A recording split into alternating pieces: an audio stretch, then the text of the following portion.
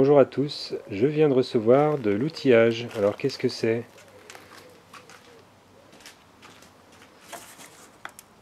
Une bouteille, des gants, un détendeur. Et oui, c'est un poste MIG mag, donc avec potentiellement la possibilité de souder au gaz ou bien souder au fil fourré. Bon, apparemment, fil fourré, c'est pas forcément toujours évident de bien travailler avec. Donc résultat, moi ça sera plutôt au gaz. Alors c'est un poste DK, la marque DK, modèle DK Star 150E, que j'ai acheté sur internet. Donc c'est correctement emballé, hein, pas de soucis particuliers. Il y a un petit peu d'assemblage à faire.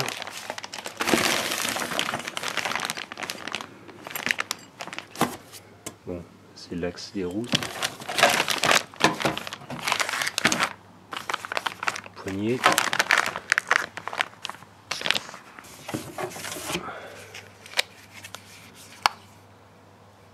Une bobine de fil fourré qui est fournie avec.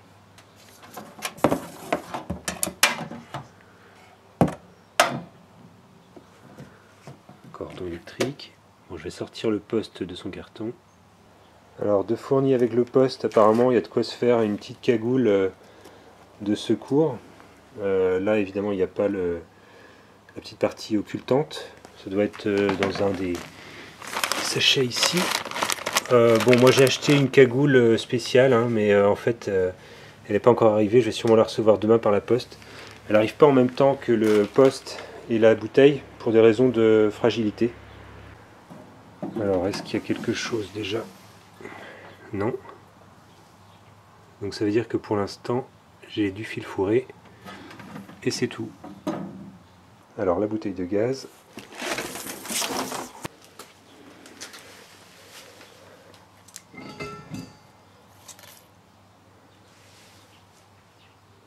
Alors Mizone 12.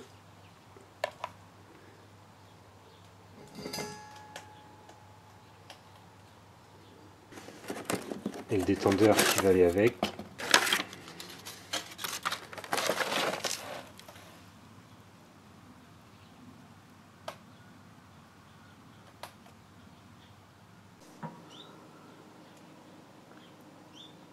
Alors ici on voit un peu les réglages qui sont disponibles. C'est les réglages d'intensité. Ça c'est les réglages de vitesse de sortie du fil. Bon, extinction, allumage. Bon, je vous avoue que pour l'instant j'ai pas du tout lu la notice. J'ai déjà commencé par installer les roulettes. Alors dans le premier sac j'ai trouvé ça, 2 roulettes, 2 pieds, la pince pour faire contact sur la pièce à souder. Bon, ça c'est relativement simple, ça va là. Précisons tout de même qu'il existe un manuel d'installation, manuel d'instruction. Bon, en fait il y a tous les schémas au début. Et puis le texte après dans plein de langues différentes, commencer par l'italien, anglais, français. Je pense que je vais directement regarder les schémas. Donc voilà, ils expliquent effectivement comment monter le petit essieu là avec les petites goupilles qu'on a vues juste avant. Et les pieds avec une vis pour les tenir. Ou bien l'autre version avec des roulettes à l'avant, mais moi j'ai la version avec les pieds à l'avant comme ça. Et puis je me disais que les vis étaient un petit peu petites, mais en fin de compte ça accroche bien quand même. Bon, les 2 pieds avant de monter, facile. Maintenant on va mettre le petit essieu à l'arrière. J'ai posé mon poste hein, sur des tapis qui craignent rien. Voilà, donc on va pouvoir monter ça.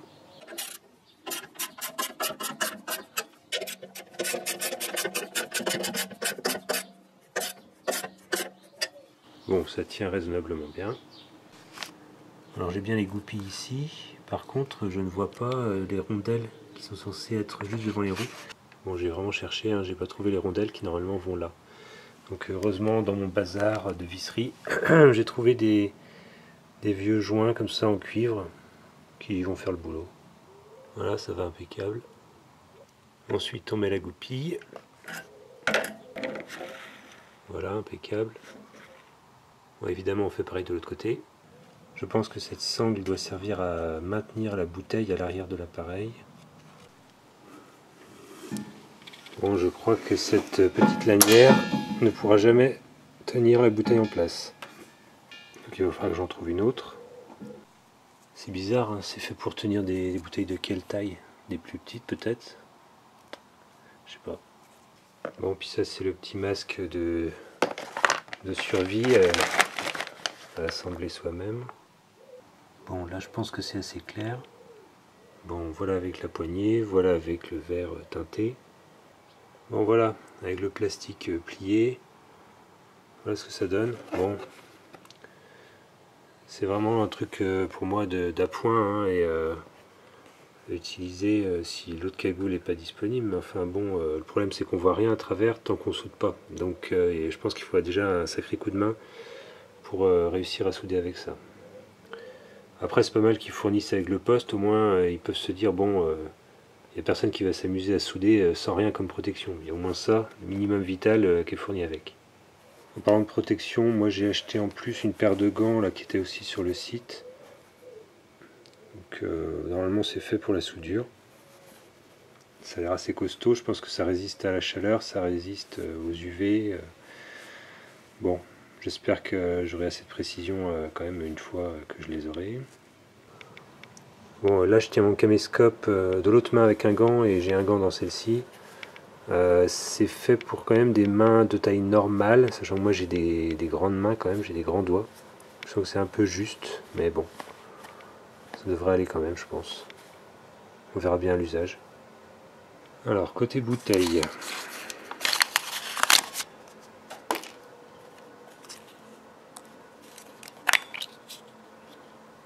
Ok.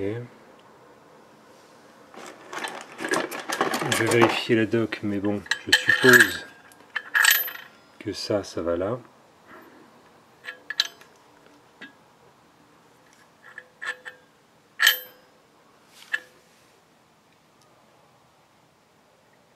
Ici j'ai bien un joint, ça me semble pas mal. Suite du déballage du poste MIG, un objet que je n'avais pas reçu en fait l'autre jour, qui est venu par la poste ensuite, en fait parce que c'est beaucoup plus fragile que le poste en lui-même, c'est une cagoule de soudage à déclenchement automatique.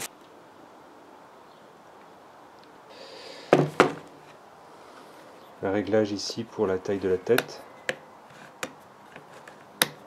Ça verrouille, c'est pas mal. C'est un déclenchement automatique, donc il y a des réglages qui existent. Le délai de déclenchement et la sensibilité. Bon, je verrai bien au fur et à mesure hein, les réglages que je préfère ou bien les réglages les plus adaptés. J'aurais bien mis très sensible et réponse rapide de la protection. Je vérifie dans la notice quand même. Ici j'ai bien une bouteille de gaz et le problème c'est que en fait fourni avec c'est que du fil fourré. Donc je ne vais pas pouvoir tester en mode gaz, c'est-à-dire le mode que j'avais l'intention d'utiliser de toute façon après. Donc étant donné que j'ai pas de bobine de fil acier classique sans fil fourré quoi, et ben je vais faire mes premiers tests avec du fil fourré.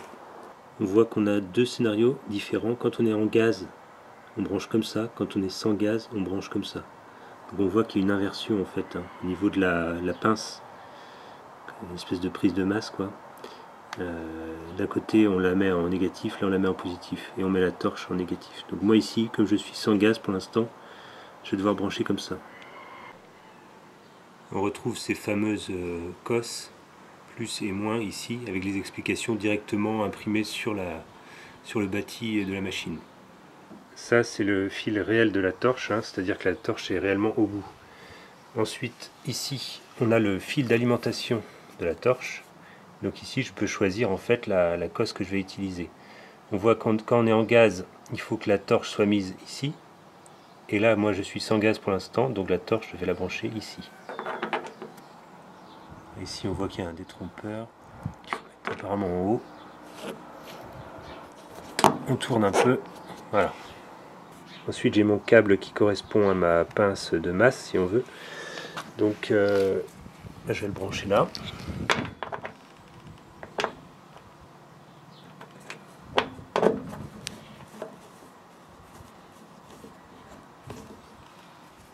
Et je vais relier ça à ma pince. Alors ma pince, elle est ici. On va déballer ça.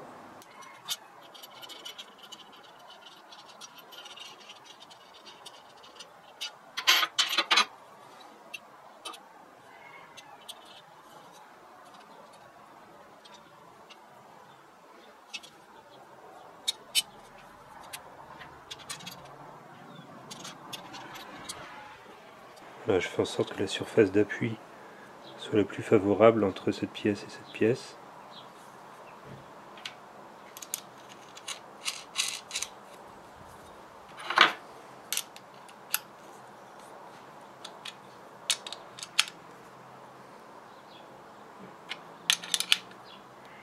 Voilà.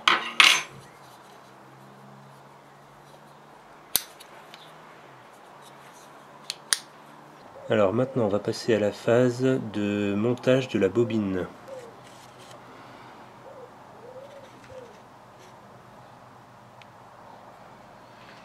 Bon, il y a des petits trucs à vérifier, on va regarder ça. Alors on va déjà ouvrir le capot. C'est un bon début. On voit que ce compartiment a vraiment été épuré par le fabricant pour éviter qu'on aille bidouiller, je pense, des parties qui sont pas à bidouiller par un utilisateur. C'est vraiment juste, on pose la bobine, on la met dans le système de défilement et puis c'est parti.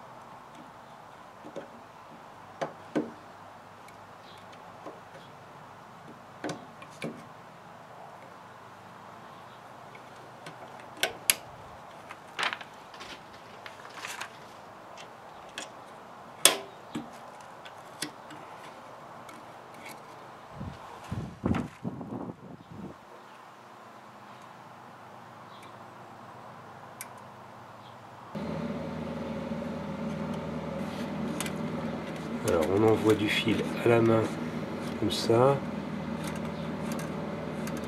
de manière à ce que ça dépasse de 5 à 10 cm de l'extérieur.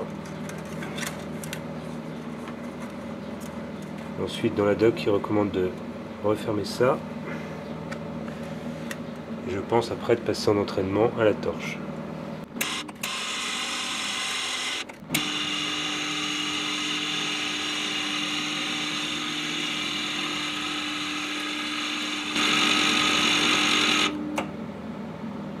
Voilà, ça a dépassé ici. Je pense vraiment pas que je m'y sois pris au top du top, hein, mais bon, voilà, première fois, je découvre. Hein. Je découvre littéralement en même temps que vous. Donc voilà, les connaisseurs doivent se marrer gentiment, mais bon, c'est pas grave. Alors, on fait dépasser de 5 à 10 cm. On éteint le poste. Bon, c'est ce qui est marqué dans la doc, hein, alors je fais bêtement.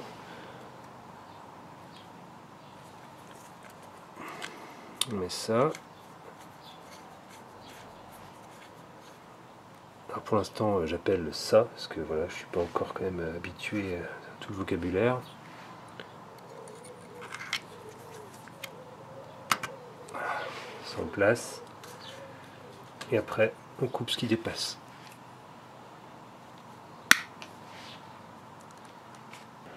Alors avant d'utiliser mon masque de protection, donc j'ai enlevé le film de protection extérieur et il faut enlever aussi l'intérieur. Il est plus discret mais il a bien enlevé.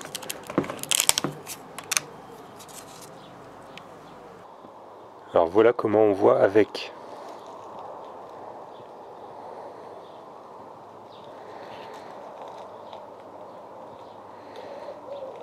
cas c'est mieux qu'un masque sans déclenchement automatique parce que sinon on ne voit rien du tout. Bon, je vais me faire un exercice, souder ça sur ça. Alors d'abord on va faire ce qu'on appelle blanchir les pièces, c'est-à-dire en fait les passer à la meuleuse pour revenir vraiment au métal. Voilà, donc j'ai fini de préparer mes pièces à la meuleuse, hein, donc je suis revenu vraiment au métal. Maintenant je vais faire une tentative de soudure. Alors j'ai fait un réglage relativement faible au niveau de l'intensité. Peut-être qu'il sera trop faible, je sais pas, on va voir. Voilà comment j'ai posé ma prise de masse, sachant qu'en plus du coup ça permet de tenir les pièces ensemble.